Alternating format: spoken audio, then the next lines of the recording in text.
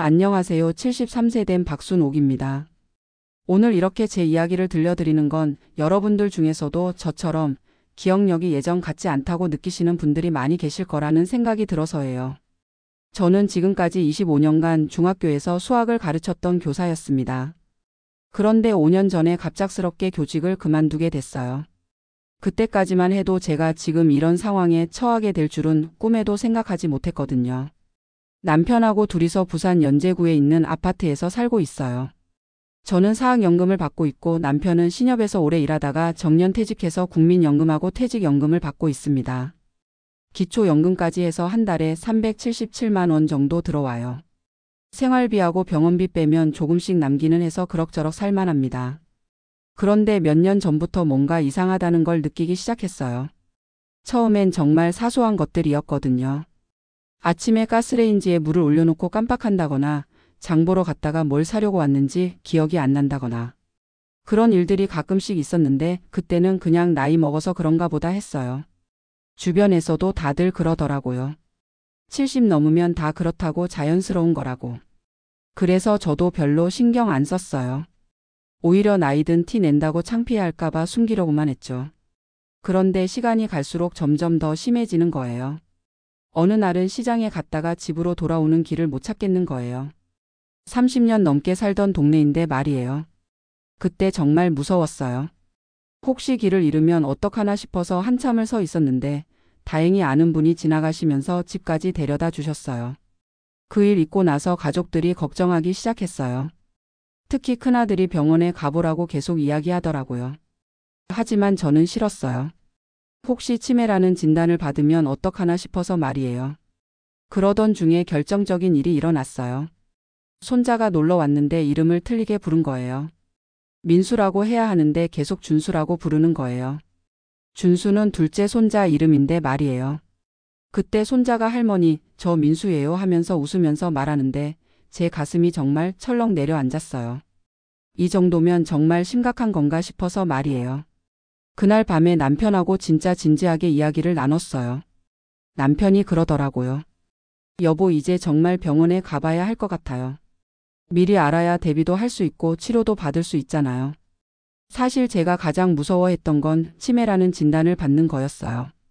그러면 가족들한테 짐이 되는 건 아닌가 그런 생각이 들어서요. 하지만 남편 말이 맞는 것 같았어요. 모른 채로 지내는 것보다는 정확히 알고 대비하는 게 낫겠다 싶었거든요. 결국 큰아들이 부산대병원 신경과에 예약을 잡아줬어요. 예약까지 2주를 기다려야 했는데 그 2주가 정말 길게 느껴졌어요. 밤에 잠도 잘 안 오고 괜히 불안하고 그랬거든요. 병원에 가는 날 가족들이 다 따라와 줬어요. 남편은 물론이고 아들 둘도 시간 내서 같이 와줬어요. 그때 정말 고마웠어요. 혼자였으면 못 갔을 것 같아요. 검사는 생각보다 복잡하더라고요. 먼저 간단한 인지검사부터 시작해서 피검사, MRI까지 찍었어요. 하루에 다 끝날 줄 알았는데 몇 번 더 가야 했어요. 특히 인지검사가 제일 힘들었어요. 간단한 계산 문제부터 시작해서 그림 그리기, 단어 기억하기 같은 것들이었는데요. 예전 같으면 쉽게 했을 텐데 그때는 정말 어렵더라고요. 검사 받으면서 느낀 건데 의료진들이 정말 친절했어요. 간호사분들도 계속 괜찮으시다, 천천히 하세요 하면서 격려해 주시고요. 의사 선생님도 요즘에는 치료 방법이 많이 발달했으니까 너무 걱정하지 마세요 하시더라고요. 결과가 나오기까지 또 일주일을 기다려야 했어요. 그 일주일도 정말 길었어요. 괜히 인터넷에서 치매 관련 글들을 찾아보기도 하고 TV에서 건강 프로그램 나오면 유심히 보기도 하고 그랬어요. 결과를 들으러 가는 날 온 가족이 또 따라와 줬어요. 의사 선생님이 차근차근 설명해 주시더라고요. 다행히 치매는 아니고 경도인지 장애라고 하시더라고요. 처음에는 그게 뭔지 잘 몰랐어요. 선생님 설명으로는 정상과 치매의 중간 단계라고 하시더라고요. 지금 당장 일상생활에 큰 지장은 없지만 방치하면 치매로 진행될 수 있다고요. 하지만 적절한 치료와 관리를 받으면 진행을 늦출 수 있다고 하셨어요. 그 말 듣고 정말 안도했어요. 치매보다는 훨씬 나은 거니까요. 그리고 뭔가 해볼 수 있는 게 있다는 게 희망적이었어요. 선생님이 약도 처방해 주시고 인지훈련도 받아보라고 하시더라고요. 약은 기억력 개선에 도움이 된다고 하시고 인지훈련은 뇌 기능을 유지하는 데 좋다고 하셨어요. 처음에는 약 먹는 게 좀 그랬어요. 부작용이 있을까봐 걱정도 되고 약에 의존하는 것 같아서 기분이 좀 이상하기도 하고요. 하지만 가족들이 계속 격려해줘서 꾸준히 먹기 시작했어요. 인지훈련은 병원에서 하는 건데 처음에는 정말 어색했어요. 저랑 비슷한 나이의 분들이 모여서 같이 하는 건데 게임 같은 것도 하고 퍼즐도 맞추고 계산 연습도 하고 그래요. 처음에는 자존심이 상했어요. 제가 교사였는데 이런 걸 해야 한다니 싶어서요. 하지만 하다 보니까 재미있더라고요. 무엇보다 비슷한 처지의 분들과 이야기하면서 위로도 많이 받았어요. 그분들 말씀 들어보니까 저보다 훨씬 심한 분들도 계시더라고요. 어떤 분은 가족 얼굴도 못 알아보신다고 하시고 어떤 분은 집 주소를 까먹어서 경찰서에 신고가 들어갔다고도 하시고요. 그런 이야기 들으면서 제가 그래도 나은 편이라는 생각이 들었어요. 약을 먹고 인지훈련을 받기 시작한 지 6개월 정도 됐을 때쯤부터 조금씩 나아지는 게 느껴졌어요. 물론 예전만큼은 아니지만 깜빡하는 횟수가 줄어들고 집중력도 조금 나아진 것 같았어요. 무엇보다 메모하는 습관이 생겼어요. 예전에는 머릿속으로만 기억하려고 했는데 이제는 작은 수첩을 들고 다니면서 뭐든지 적어놔요. 오늘 할 일, 병원 예약 날짜, 약 먹는 시간까지 다 적어놓고 수시로 확인해요. 처음에는 이런 제 모습이 초라해 보였어요. 예전에는 머리가 좋다고 소문났던 수학 선생님이었는데 이제는 간단한 것도 메모해야 하니까요. 하지만 지금은 이것도 하나의 방법이라고 생각해요. 가족들도 많이 도와줘요. 남편은 제가 약 먹는 걸 깜빡하지 않도록 알람을 맞춰주고 같이 산책도 다녀요. 아들들도 자주 안부 전화를 하고 손자녀들과 화상통화도 자주 하게 해줘요. 특히 손자녀들과 이야기하는 게 제일 좋아요. 아이들이 학교에서 있었던 일을 이야기해주면 정말 재미있어요. 가끔은 제가 옛날 학교 이야기를 해주기도 해요. 그럴 때는 기억력이 더 좋아지는 것 같아요. 요즘에는 새로운 취미도 생겼어요. 퍼즐 맞추기를 시작했는데 집중력에도 좋고 성취감도 느낄 수 있어서 좋아요. 500피스짜리부터 시작해서 지금은 1000피스까지 맞출 수 있어요. 그리고 요리도 다시 시작했어요. 예전에는 귀찮아서 간단하게만 해먹었는데 지금은 레시피를 보면서 새로운 요리에 도전해보고 있어요. 물론 가끔 실수하기도 하지만 그래도 뭔가 만들어내는 재미가 있어요. 이웃들과의 관계도 좀 달라졌어요. 처음에는 제 상황을 알면 이상하게 볼까봐 숨기려고 했어요. 하지만 지금은 어느 정도 터놓고 이야기해요. 의외로 비슷한 고민을 하시는 분들이 많더라고요. 한 분은 당뇨병 때문에 고생하신다고 하시고 또 다른 분은 관절염으로 힘들어 하신다고 하시고요. 나이 들면서 다들 하나씩은 안고 사는 문제가 있는 것 같아요. 그런 이야기를 나누다 보니까 제가 특별히 불행한 건 아니라는 생각이 들었어요. 지금 이 상황을 받아들이기까지 시간이 좀 걸렸어요. 처음에는 왜 하필 나한테 이런 일이 생겼나 싶어서 속상했거든요. 평생 성실하게 살았는데 노년에 이런 걱정을 해야 한다니 억울하기도 하고요. 하지만 지금은 생각이 많이 바뀌었어요. 누구에게나 일어날 수 있는 일이고 중요한 건 어떻게 대처하느냐인 것 같아요. 그리고 운이 좋게도 비교적 일찍 발견해서 관리할 수 있게 됐으니까 다행이라고 생각해요. 요즘 들어서 더 느끼는 건 가족의 소중함이에요. 예전에는 당연하게 여겼던 것들이 이제는 정말 고맙게 느껴져요. 남편이 아침마다 약을 챙겨주는 것, 아들들이 안부 전화를 하는 것, 손자녀들이 할머니라고 부르는 것까지 모든 게 소중해요. 건강할 때는 몰랐는데 아프고 나서야 알게 되는 것들이 참 많은 것 같아요. 예전에는 완벽해야 한다고 생각했는데 지금은 완벽하지 않아도 괜찮다는 걸 알겠어요. 기억이 조금 흐릿해져도 사랑하는 사람들과 함께 있으면 그걸로 충분한 것 같아요. 병원에서 만난 분들과도 좋은 관계를 유지하고 있어요. 한 달에 한 번씩 모여서 차도 마시고 서로 안부도 묻고 해요. 같은 처지라서 그런지 더 잘 통하는 것 같아요. 누구한테도 말 못할 고민들을 털어놓을 수 있어서 좋아요. 의사 선생님께서는 계속 긍정적으로 말씀해 주세요. 약을 꾸준히 먹고 인지훈련을 계속 받으면 충분히 현 상태를 유지할 수 있다고 하시거든요. 심지어 어떤 분들은 호전되는 경우도 있다고 하시더라고요. 물론 앞으로 어떻게 될지는 모르죠. 혹시 더 나빠질 수도 있고요. 하지만 그런 걱정은 그때 가서 하기로 했어요. 지금은 지금 할 수 있는 것들에 집중하려고 해요. 매일 아침 일어나면 오늘 하루도 감사하다는 마음으로 시작해요. 그리고 메모장에 오늘 할 일들을 적어놓고 하나씩 해나가요. 작은 일이라도 완성하면 뿌듯해요. 산책도 꾸준히 하고 있어요. 우리 아파트 근처에 느티나무가 있는 작은 공원이 있는데 거기서 매일 30분씩 걸어요. 계절마다 나무 모습이 바뀌는 걸 보는 재미도 있고 다른 분들과 인사 나누는 것도 좋아요.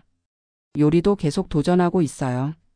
며느리들한테 맛있는 요리법을 물어보기도 하고 인터넷에서 찾아보기도 해요. 가끔 실패하기도 하지만 가족들이 맛있다고 해주면 정말 기뻐요. 독서도 다시 시작했어요. 예전에는 어려운 책들을 읽었는데 지금은 가볍고 재미있는 소설들을 읽어요. 집중력이 예전만큼 안 되니까 조금씩 나누어서 읽지만 그래도 책 읽는 재미를 다시 찾았어요. 손자녀들과 보내는 시간도 늘렸어요. 예전에는 바빠서 많이 신경 못 썼는데 지금은 시간이 있으니까 더 많이 놀아줄 수 있어요. 아이들이 숙제할 때 옆에서 도와주기도 하고 간단한 수학 문제는 아직도 가르쳐 줄 수 있어요. 특히 큰 손자가 수학을 어려워해서 제가 가르쳐 주고 있는데 아이가 이해했을 때의 그 표정을 보면 예전에 학생들을 가르쳤을 때의 기분이 되살아나요. 비록 기억력은 예전 같지 않지만 아직도 누군가에게 도움이 될 수 있다는 게 기뻐요. 정기 검진도 빠지지 않고 받고 있어요. 3개월마다 한 번씩 병원에 가서 상태를 점검받아요. 다행히 지금까지는 큰 변화 없이 잘 유지되고 있다고 하세요. 의사 선생님도 정말 모범적으로 관리하고 계시네요 하고 칭찬해 주시더라고요. 약도 빠뜨리지 않고 먹고 있어요. 처음에는 부작용이 걱정됐는데 다행히 별다른 문제 없이 잘 맞는 것 같아요. 가끔 속이 좀 거북할 때가 있긴 하지만 식후에 먹으면 괜찮아요. 인지훈련도 계속 받고 있어요. 처음에는 어색했는데 지금은 그 시간이 기다려져요. 새로운 문제들을 풀면서 머리를 쓰는 재미도 있고 다른 분들과 만나는 것도 좋고요. 최근에는 컴퓨터도 배우기 시작했어요. 손자가 태블릿으로 게임하는 걸 보고 저도 해보고 싶어서요. 처음에는 정말 어려웠는데 며느리가 친절하게 가르쳐줘서 이제는 간단한 퍼즐 게임 정도는 할 수 있어요. 그런데 정말 신기한 게 게임을 하다 보면 집중력이 좋아지는 것 같아요. 의사 선생님께서도 이런 종류의 게임이 뇌 훈련에 도움이 된다고 하시더라고요. 텃밭도 작게나마 가꾸고 있어요. 아파트 옥상에 작은 화분들을 놓고 상추, 깻잎 같은 것들을 키워요. 매일 물 주고 살펴보는 재미가 쏠쏠해요. 무엇보다 직접 기른 채소로 만든 음식은 맛이 더 좋은 것 같아요. 이웃분들과의 관계도 더 좋아졌어요. 예전에는 인사 정도만 하고 지냈는데 지금은 서로 안부도 묻고 가끔 반찬도 나누어 먹어요. 특히 같은 층에 사시는 할머니 한 분이 정말 좋으신데 가끔 같이 시장도 가고 차도 마시며 이야기도 나눠요. 종교 활동도 다시 시작했어요. 젊을 때는 바빠서 교회에 자주 못 갔는데 지금은 시간이 있어서 매주 나가고 있어요. 기도하는 시간이 마음의 평안을 가져다 주는 것 같아요. 그리고 교회 분들도 많이 격려해 주세요. 이렇게 지내다 보니까 예전보다 오히려 더 충실한 하루하루를 보내고 있는 것 같아요. 물론 기억력은 예전만큼 안 되지만 그래도 나름대로 의미 있는 일들을 하며 살고 있어요. 가끔 예전 학교 동료들을 만나기도 해요. 처음에는 제 상황을 말하기 부끄러웠는데 용기 내서 이야기해 봤더니 다들 이해해 주시더라고요. 오히려 잘 관리하고 있구나 하면서 격려해 주세요. 그분들 중에서도 비슷한 고민을 하시는 분들이 계세요. 한 분은 파킨슨병 진단을 받으셨다고 하시고 또 다른 분은 치매 초기라고 하시더라고요. 다들 나이 들면서 겪는 일들인 것 같아요. 이제는 이런 상황도 자연스럽게 받아들이게 됐어요. 완벽하지 않아도 괜찮다는 걸 알겠어요. 중요한 건 포기하지 않고 최선을 다하는 거라고 생각해요. 앞으로의 계획도 있어요. 올해 안에는 부산 근처 여행지들을 남편과 함께 다녀볼 계획이에요. 물론 멀리는 못 가겠지만 당일치기로 갈 수 있는 곳들 말이에요. 경주나 울산 같은 곳들 있잖아요. 그리고 손자녀들이 방학 때 오면 같이 할 수 있는 활동들도 준비하고 있어요. 퍼즐도 함께 맞추고 간단한 요리도 같이 해보려고요. 아이들한테도 좋은 추억이 될 것 같아요. 올겨울에는 뜨개질도 배워볼까 생각하고 있어요. 예전에 어머니가 하시는 걸 보고 배우고 싶다고 생각했었는데 그때는 너무 바빠서 못했거든요. 지금이라도 배워서 가족들한테 목도리나 장갑 같은 걸 만들어주고 싶어요. 무엇보다 건강 관리를 더 철저히 하려고 해요. 정기검진은 물론이고 운동도 꾸준히 하고 좋은 음식도 챙겨 먹으려고요. 의사 선생님께서 오메가3나 비타민 D 같은 것들이 도움이 된다고 하시니까 그런 것들도 챙겨 먹고 있어요. 이런 이야기를 들려드리는 이유는 혹시 저처럼 기억력이 예전 같지 않다고 느끼시는 분들이 계시다면 너무 두려워하지 마시라는 말씀을 드리고 싶어서예요. 물론 처음에는 무섭죠. 치매라는 진단을 받을까봐 걱정되고 가족들한테 짐이 될까봐 걱정되고요. 저도 그랬거든요. 하지만 빨리 병원에 가서 정확한 진단을 받는 게 제일 중요한 것 같아요. 요즘에는 의학이 많이 발달해서 조기에 발견하면 충분히 관리할 수 있어요. 저처럼 경도 인지 장애라면 더욱 희망적이고요. 그리고 부끄러워할 필요도 없어요. 나이 들면서 생기는 자연스러운 변화니까요. 중요한 건 어떻게 대처하느냐인 것 같아요. 가족들의 도움도 정말 중요해요. 혼자서는 힘들거든요. 저도 가족들이 없었다면 이렇게까지 잘 관리하지 못했을 거예요. 서로 이해하고 도와주는 게 제일 중요한 것 같아요. 그리고 너무 미래를 걱정하지 마세요. 물론 앞으로 어떻게 될지는 모르지만 지금 할 수 있는 일들에 집중하는 게 좋은 것 같아요. 하루하루 최선을 다하다 보면 길이 보일 거예요.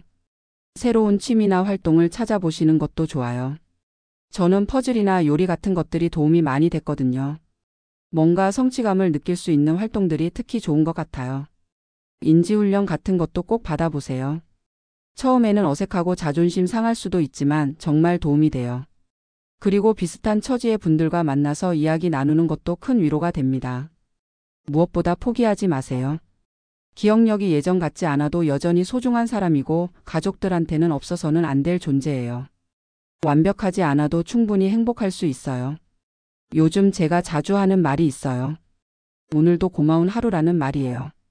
아침에 눈을 뜨는 것부터 시작해서 가족들과 함께 밥을 먹는 것, 따뜻한 햇살을 받으며 산책하는 것, 모든 게 고마워요.